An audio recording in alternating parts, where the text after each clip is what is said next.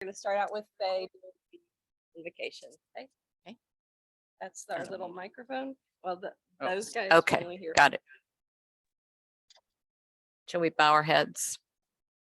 Dear God, may we warmly abide within a strong fellowship built on relationships as we serve our community with your blessing and in devotion to Rotary. Amen. Allegiance to the flag of the United States and to the republic which stands one nation under God, indivisible, with liberty and justice for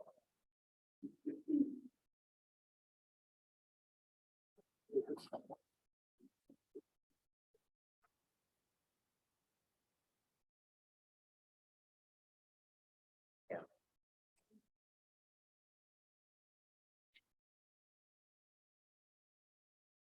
Great. Good morning. Good morning. Well, we've got a wonderful agenda this morning. I love the fact that Bruce has checked out his Zoom cover, the OH flags. We are in the thick of the OSU football season. So I think today's agenda, today's speakers are really going to be great fun. Wanted to get started with some announcements today. So where is Jean? Where'd you go? Huh. He just walked out. Okay, we'll go back to Jean. Wolf, did you want to talk about Socktober? Good morning, everybody. Our district project this month is Socktober, as you've all heard. Socktober is our effort to collect 3,200 pairs of socks for people experiencing homelessness, as they say. The goal is for one pair of socks for every person in the district. We have a challenge from the Dublin Worthington Club, and they want to collect 3,200 pairs of socks themselves. So that's quite a gauntlet to throw down. So just encouraging everybody to bring as many socks as you can before the end of the month. Thank you. Good. Okay. And then to enhance Socktober, I did want to tell you why we have this table over here full of kids' sweaters. I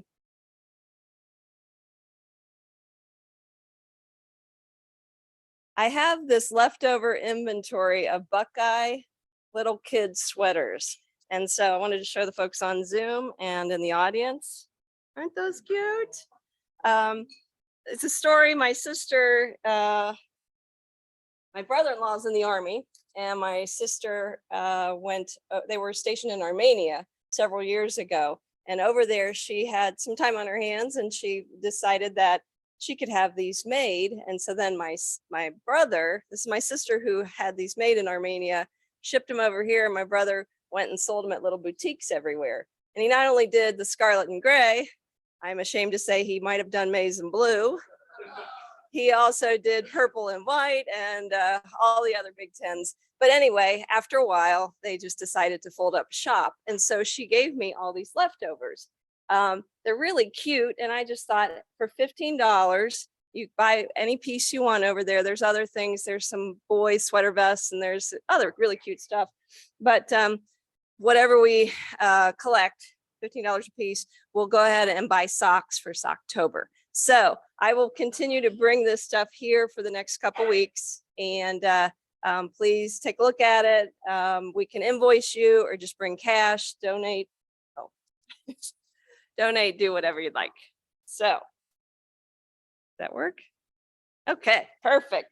Okay. And did Jean come back yet? Jean, great. Come on down. Thank you. So good morning. So we had a very successful campaign for the 125 Club. We had 41 people sign up. And so, yeah, very awesome. So thanks, everyone. And now it's time to distribute the goods. So the first raffle item is for the Macallan. And we'll shake it up. And if we could get one of you gentlemen to do the drawing.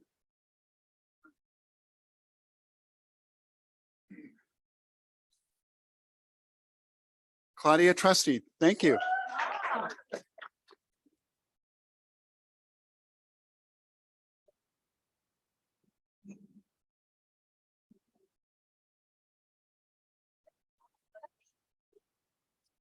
And the second one is for the Angels Envy. I picked it up from Angels Envy when I was in Louisville. It looks like it would be wonderful. But my name is not in the drawing, so. Greg, can I get you to do the honors?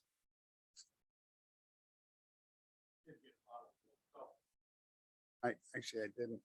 But Calvin Gephardt.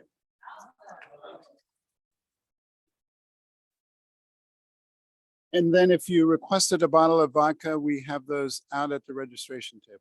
So thanks again for all your support. It's been a great event. Thank you, Jean. That was 41 people signed up to give $125. That goes a long, long way. So appreciate everyone's efforts on that front. Any other announcements for the good of the cause today? Yes, Dave. Well, if you want these 10 people to hear you, yes. Good morning, Rotary. Thank you. Just want to let you know, who wants to be in a position of power? All right, this is your chance. Because I'm getting ready to develop the schedule for the next orders of Sergeant at Arms duties. So if you think you might want to be in a position where you too can have the opportunity and say, you owe me $1 or more, if you like, come see me, because obviously we can always use additional sergeants because the schedule is flowing, ebbs and flows each week. Sometimes people get caught up and can't make it. So it's always nice to have a list of substitutes. So if you're interested in being a sergeant at arms, give me a call, drop me a line, just let me know. Offense or defense, I don't care. So it's one of those things that it helps the club make a lot of money. And it helps the club keep order and discipline to the troops. All right, thank you, thank you. Okay. Did I see another announcement, Claudia? Good morning. Just a reminder that next Thursday, the 27th, is the day we're going to Tolls for a tour from Dr. Hoadley. If you're interested, I'm going to be sending out the invite again. We do have a few slots open. We'll be touring, finding out all about Tolls and what they're doing, and then having lunch served and prepared by their culinary arts students. 11 o'clock. How many do we have signed up so far? Do you know? 20 people. That is fantastic. And I remember doing this tour several years ago, and it really was quite impressive what they've got going on over there on the campus. Any other announcements? Holiday party, December 2nd. So please do mark your calendars. It will be here, December 2nd. Okay, any other reminders? I just have one other thing that has come up. You know that about a month ago, maybe, we were stuffing bags for Life Care Alliance, right? Meals on Wheels.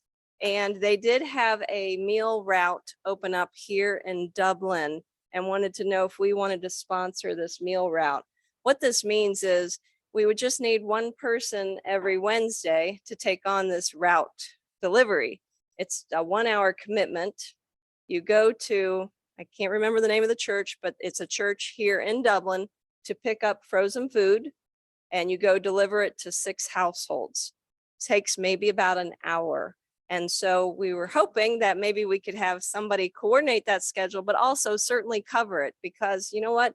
I think this one's a pretty easy one to do. Just 1 hour on a Wednesday. If we could get 6 to 8 people, you know what, it's not that big of a commitment. So think about your time schedule. If this is something you'd like to do for the good of the people that need this help, really appreciate that.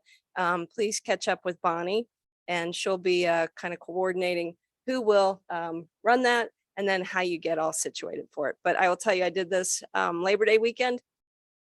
I did a meal delivery down in Grove City, and it was really rewarding. It was a little more difficult because I had to go to Harmon Avenue to get the food and then go to Grove City.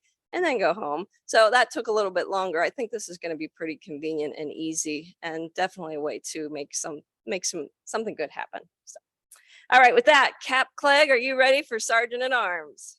All right, Cap Clegg.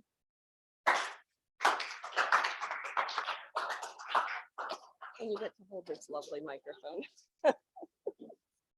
We're working on technology, guys. This thing is great. No, that one doesn't work. This is just a phallic symbol. Yes. Okay, we have guests. Ingrid, you want to introduce your guests?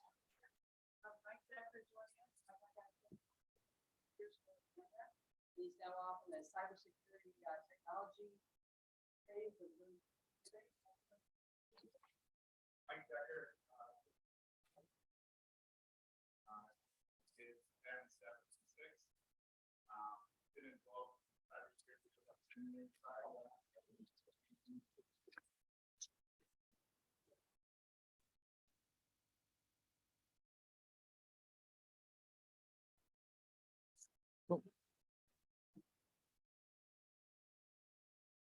Andy, your guest? We're going to Keeler.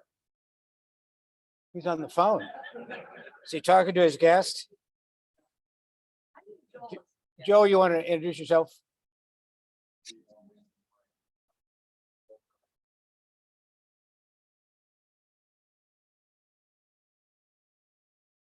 Great. Welcome. All right, and we're going to fine Andy for not being here to. Brian, what's your last name? Welcome, Brian Sample. And David Grubbs is here.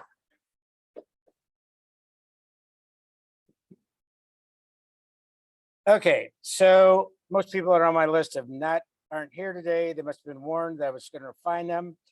Last week I was out in Billings, Montana. Saw Rocky. Rocky's record is 6-1. They are now 15th in the nation. Craig, that's NAIA for you. You don't understand what that is.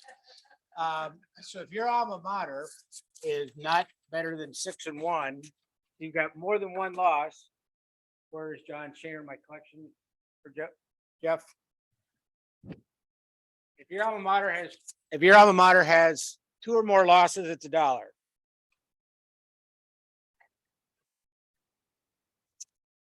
Rocky's got 1,200 students now.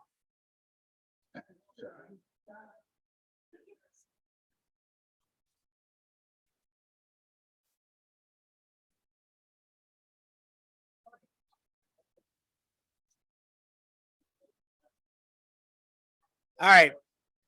So I've known this lady for 10 years. I see her every Sunday morning. Every Sunday morning, she says, "Hey, Cap, how you doing? Good to see you." She joins Rotary. I get an email, "Hello, Cat, K-A-T." It's a new language, Lisa, and when you join Rotary. So Lisa Travis, is this your first fine? As a Rotarian, that's good. You'll have more. Since we're talking football, if you're a Browns fan, just because. You $1 just because. Okay, now, I don't know if you heard this up here, but Dublin Got Talent did their show 2 weeks ago. You people are not paying me enough to deal with Caitlin. One of the acts was 3 guys solving Rubik's cubes for 20 minutes. It felt like 2 days. Now, I don't know about your Rubik's Cube. I mean, these guys were good. They solved it like 1 minute and 19 seconds. I've got a Rubik's Cube sitting at home that hadn't been solved in 57 years and won't be. But one of the interesting things about Dublin's Got Talent is we have a gold medal winner in the room. One of the best in Dublin is Susan's laugh. So Susan won a gold medal for her laugh. So it's a $2 fine for, and since you won it as a president, you have to leave it. It's like any presidential gift. You have to leave it while you're in office. All right. That's it. We're gonna pull some tickets. We're not, Craig's too far away. I'm not gonna, Susan. All right. All right, it's a red ticket for those of you. So the only color we had this morning. Last three digits, 917. Cool. That's $16. $16.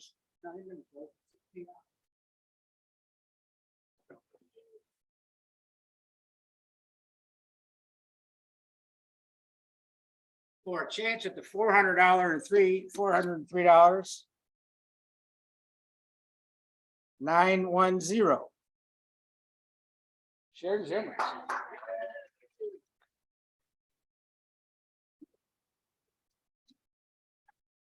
He's looking for the 5 diamond.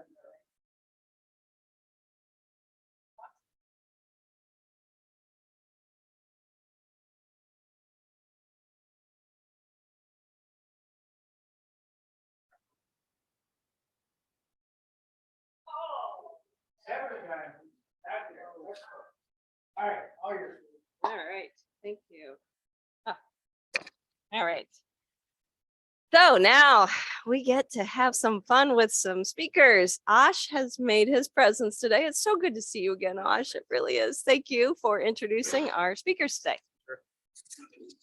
Good morning, everyone. So every year for a long time now, we've had a great honor to welcome these two OSU football greats, Ryan Miller and Craig Krenzel, back to entertain us and let us know how the Ohio State season is going and what may come in the future. These two guys are very busy guys. I want them to first give a plug on their small businesses that they own and let us know what they're doing these days. They're both have families, and as you know, as OSU football players, they're always going talking around. So we thank you guys for making time today and giving us a talk about Ohio State. Just let us know what you think so far about the season, what you think is going to happen with upcoming Penn State, Michigan games, Iowa tomorrow, and just how the college football landscape is these days. So please welcome Ryan Miller and Craig Krenzel. I don't know who's going to share this. Thank you, Ash. No, it's great to be here. I know Ryan and I enjoy getting around as often as we can and doing things like this. I know for me and him, with our families and jobs and businesses, we get to do it less and less, which I know we both enjoy doing it. So that's kind of a travesty. But Craig Krenzel, actually live right here in Dublin, and business partner at Arthur Krenzel Insurance Group. I'm just an independent insurance agency with an office here in Dublin and then another one in West Virginia. My wife, Beth, and I, we have 4 kids. One of them is a junior at Dublin Jerome. My daughter is a freshman at Jerome. And then we have one in the middle school, my 12-year-old, and we have a almost 10-year-old at Glacier Ridge. So we are extremely busy and chasing those little ones around and dealing with all of their sports and family stuff, but extremely blessed, like most of us, all of us in this room. So thank you for having me here. I typically start off with the offense. I'm going to do what I normally do, which is keep it short and sweet on the offense because we're Ohio State and our offense is really good. We have best quarterback in the country, one of the best offensive lines in the country. We have probably the best wide receiving core, maybe at any level in all of football in the world. And we're getting another one back. I hear this weekend from a health standpoint, Jackson is supposed to be back. So, offensively, we are spoiled, have been spoiled with the way, going as far back as Coach Tress toward the, back half of his career in terms of the athletes that we've been able to recruit. And, quite frankly, the relative level of competition that we have between our athletes and the rest of the players in the Big Ten, most games is very, very lopsided. And, quick little hit offensively. I saw a stat this morning for tomorrow's game against the Hawkeyes where CJ I think CJ, Marvin Harrison Jr., and Mayan Williams, all three of those players on our offense have more touchdowns individually this season than Iowa's entire offense. So if you want to know anything about the game, that's all you need to know. But now I actually, now I get to turn over to Ryan, because I think we're all in agreement when I say it's about damn time. Right? Like it's about time, right? Like we got a good defense. We're prioritizing defense. We got new scheme. We got athletes that are buying into it. And you know, it's been a lot for me, in all seriousness. It's been a lot of fun to watch because Ryan will be able to tell you a lot more. It is not easy to learn a new scheme. It is not easy to the analogy in kind of everyday life is to speak a new language. And that's what these guys have had to do. And when you really look at how quickly they're picking it up and what they're doing and how quick and fast they're playing, it's been a pleasant surprise to me because I thought it would take a little longer to get there. But a lot of fun to watch this year's team, and a lot of it has to do with how well the defense is playing. Absolutely. Okay, so my name is Ryan Miller. Like Craig, I grew up in that state up north, and I always tell people it's funny because we both grew up there, and we came down and played at Ohio State. So I tell all our friends and all the people that live in Ohio that, you know, you're actually going to see two people that grew up in Michigan in heaven. Okay, these two right here. So that's about the only two you're going to see. But in all seriousness, so I played at Ohio State. I know I don't look it, but I'm a little older than Craig. So I was an outside linebacker for the Buckeyes in the mid 90s. I have a 7th grader who just wrapped up his football season. I've got a 5th grader who's got a game tonight, which is exciting. I coach the little guys, and then I've got a little 2nd grade girl who's probably the world's greatest soccer goalie of all time in 2nd grade soccer. So that keeps us busy. Yeah, so she's having a ball with it. I run M2 Marketing as my business, and we design different web solutions for various businesses. We've got computer engineers that are on staff that create various e-commerce sites and different sites of functionality that is a little more robust than a typical website. Started a charity 23 years ago. Craig's been heavily involved in helping us out through the years, growing the 2nd and 7 Foundation, which a lot of you may know about. We started out reading to children at 7 schools when we just graduated from college. We raised some money to buy books for 2nd graders at 7 schools. We decided to call it 2nd and 7. From that time, we continued to raise money for that organization. And it was myself and Luke Fickle and Mike Vrabel who started it. And we started reading to children that first year to 2nd graders at 7 schools. The next year, we raised more money. We can go to more schools. So then, 23 years later, we've written 15 books. We've donated over 1 million books to children in 26 different states, and 192 different universities and high schools have their student athletes read every Thursday and Friday. Matter of fact, 10 a.m. today, a lot of student athletes will be reading to children and give them a Hog Molly's book, which is the books that we write. So it's really been an amazing thing that continues to grow. This year, I'm excited to say, which is something that maybe your club here can get involved in. We are opening up next month a book bank. It's the first of its kind in Columbus, where you donate books. You can do book drives. You donate books, gently used and new books for the K through 6th grade. And we have a distribution area now that we can take those. We can sort through them, make sure that the appropriate reading level is there. And so when we go to read to these kids at the different schools, we not only give them a new book, but we also bring our van that has a bunch of books, like a bookmobile, that they can shop for free, and they can go ahead and bring books home. So we all remember going to school, or your kids come home with that Scholastic, hey, we've got like a book fair today. And then you circle what you want, and then you got to give them money, by the way, to go buy the book. Well, we've noticed that, there's a lot of times where in some of the schools, because Scholastic does that all across the country, a lot of times there's kids that come in, they want the books, but they can't afford the books. So we're going to be doing our own 2nd and 7 book fairs where there is no monetary exchange. The teachers will, throughout the course of the year leading up to the book fair, will have little Monopoly type of money, $2 and $7, that they can earn for being good listeners, for being on time, for having their homework done, for being a good teammate or classmate. And so they can earn money that way, that everybody can earn.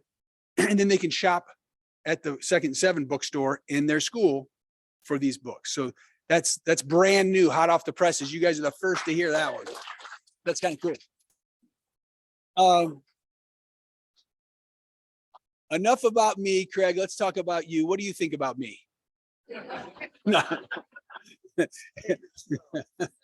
So Craig's dying for me to sit up here and just bloviate about the defense. So let me tell you a couple things. I think we talked about it last year, but the biggest thing in sports that I think some people don't wrap their brain around, which is puzzling to me, because in real life, we completely understand experience matters.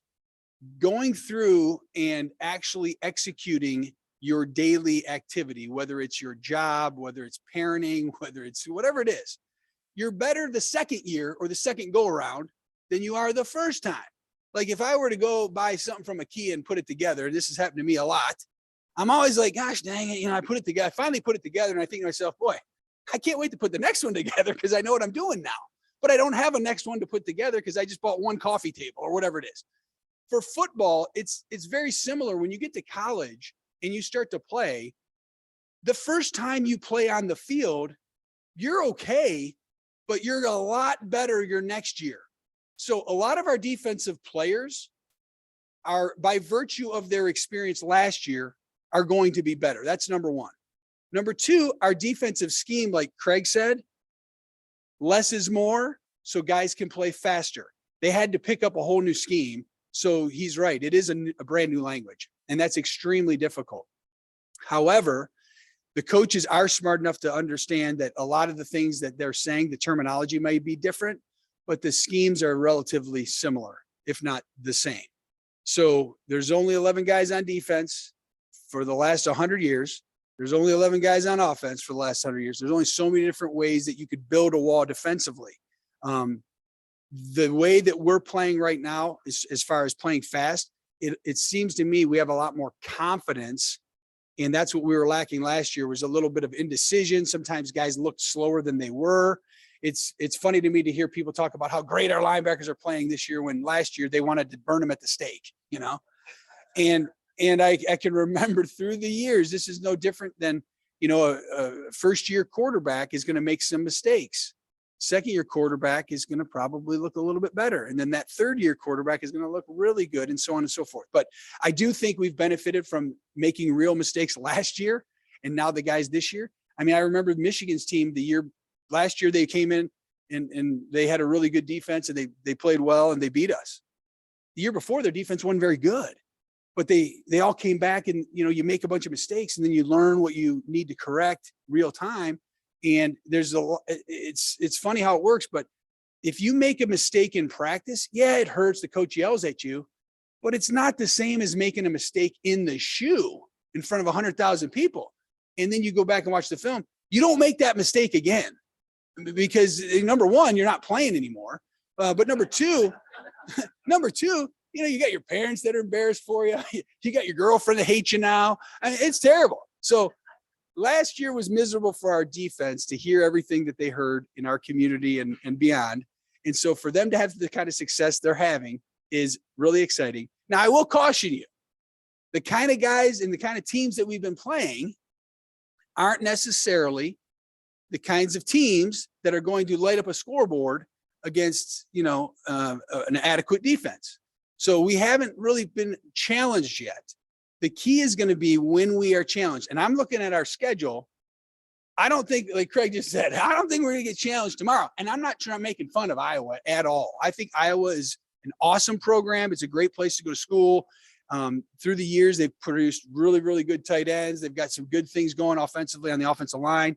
But at the end of the day, it's very vanilla, easy to defend. If you've got the athletes, it makes it hard for them to move the ball against Ohio State. So I'm not worried about them. I'm not worried about many of these games. The game at the end of the year that everyone circles every year, is the game that I want to see our defense.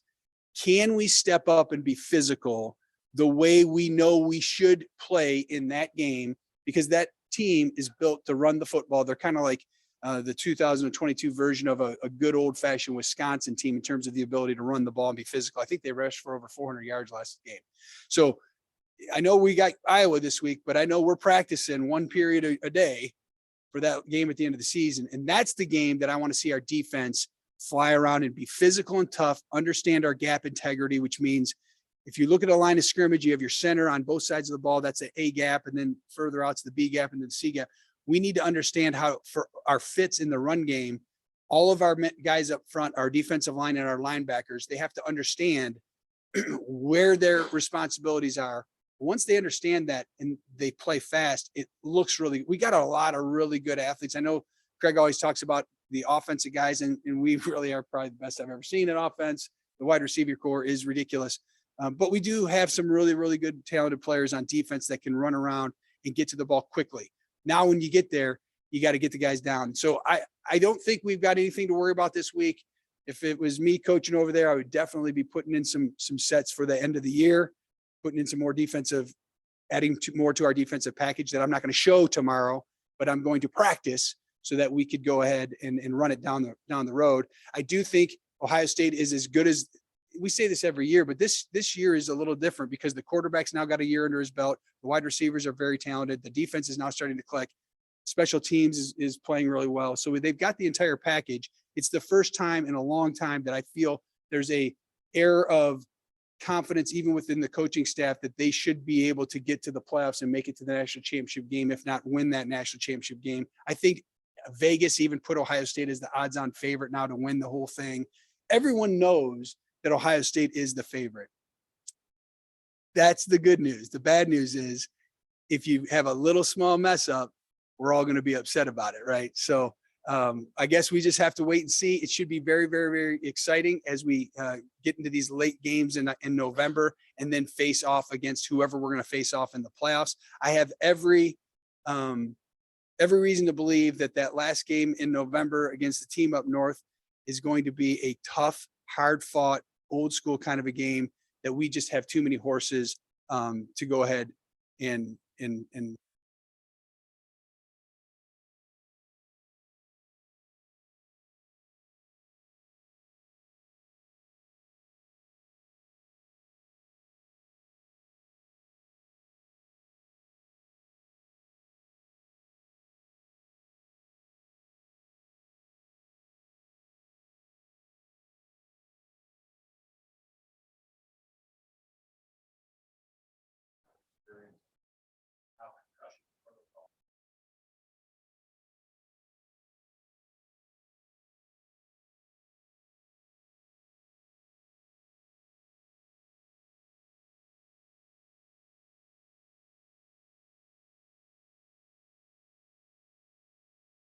Ooh. So at that time, if you made a big hit and you felt a little, that was a term that you would use. You just shake it off, spray some water in your face, come to grips with it and get back in. And it was not even, that was just the culture of the way you did it. I don't believe anybody out there didn't have my best interest at heart. It just, that's the way it was. Now it is significantly different. First of all, there's not as many opportunities for collisions in practice that involve your head and neck area. Okay. The majority of the time in practice, if you are in a situation where a kid is concussed, it's typically because he is fallen down and his head has hit the ground. It's not so much head-to-head contact. We've taken that a lot out of any of your practices. Games are different because it's live and it's real time. Some of me feels that because we don't practice as much, not we, Ohio State, we globally football, we don't practice as much of contact in practice because of fear for concussions. Sometimes it's a little tricky when you now go into the game and it's something that's, we haven't practiced this a ton. So you have seen more and more concussions, it feels like, in the last few years. I have seen a lot more helmets flying off than I have ever seen before. So maybe we got to do something better with our chin straps. But as far as the protocol, from the time they're little, every single person that is involved in the sport of contact football is drilled into their practice plan that if any child, if you see them appear to have a helmet to helmet type of a contact, or if they fall down and hit their head, You sit them out until a medical professional has a chance to evaluate them. That's just the rules. And it's significantly different than when we played.